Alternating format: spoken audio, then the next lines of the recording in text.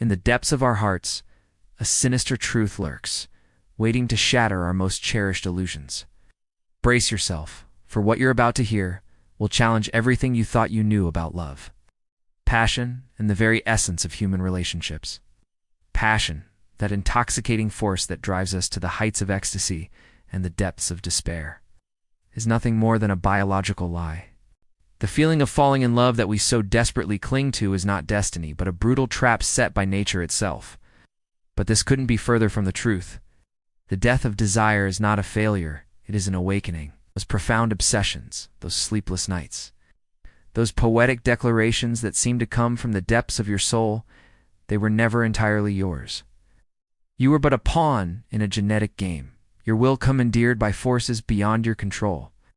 The feeling of being used that haunts you comes not from your partner, but from the crushing realization that your own biology manipulated you, then abandoned you once its goal was met or deemed unreachable.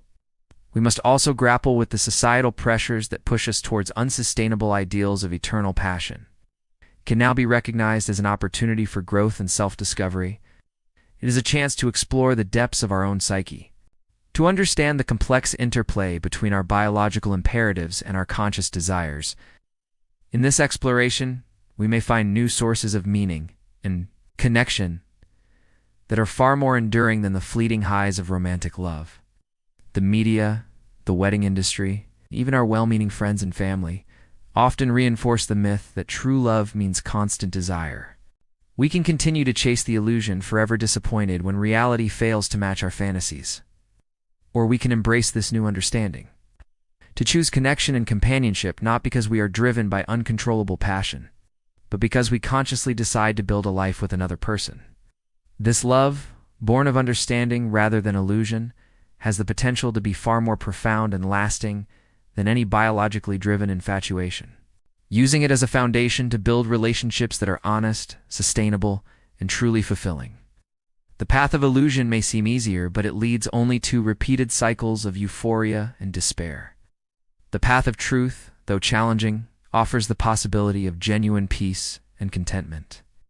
Breaking free from these expectations requires courage and a willingness to chart our own course, even if it means facing judgment or misunderstanding from others, leaving us raw and exposed.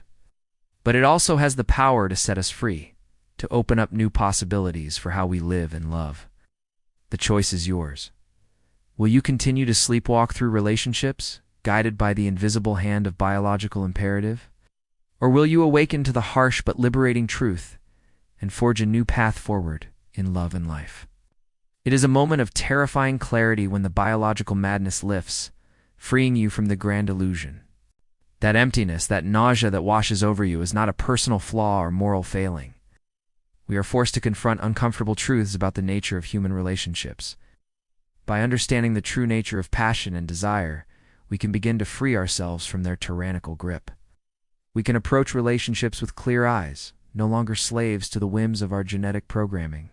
This awakening, while initially devastating, offers the possibility of genuine connection, one based on mutual understanding and shared purpose, rather than the fleeting madness of romantic love. The idea that passion can sustain a lifelong partnership is revealed as a cruel joke, a fairy tale designed to keep us trapped in nature's reproductive cycle. The more we chase the ghost of eternal desire, the further it slips from our grasp. Schopenhauer identified it as the raw voice of nature retreating, the puppet strings going limp after the performance is over.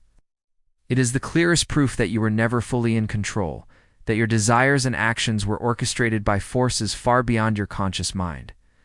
While the world may shame this as a personal shortcoming, philosophically, it is the beginning of sanity and true freedom. Only when the veil of passion is lifted can we see the world and our relationships for what they truly are. Modern cohabitation, that ideal of domestic bliss we've been sold, is in fact the tomb of passion. By creating constant exposure and routine, it requires us to dismantle deeply ingrained beliefs about love and partnership. We must learn to find meaning and fulfillment beyond the narrow confines of romantic passion. This may mean reimagining the very structure of our relationships, creating deliberate distance to preserve the spark of desire. or accepting that long-term partnerships may evolve into forms very different from the passionate beginnings we once idealized. We unknowingly mimic the Westermarck effect, a psychological phenomenon where sibling-like closeness breeds subconscious sexual aversion.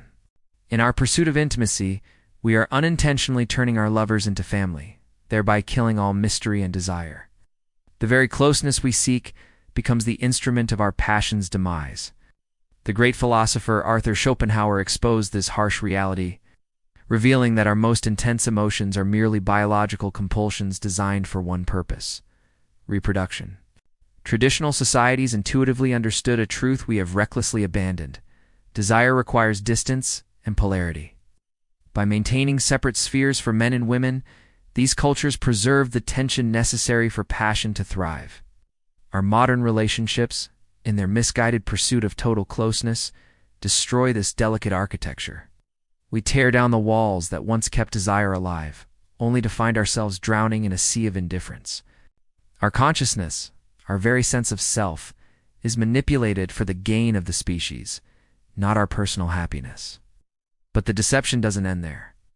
When the fire for your partner inevitably fades, society tells you that you are broken, that you have failed. We're modern folly. We have forgotten the ancient wisdom that once guided human interactions. The betrayal you feel in the wake of faded passion was never your partner's doing. It was your own DNA that betrayed you.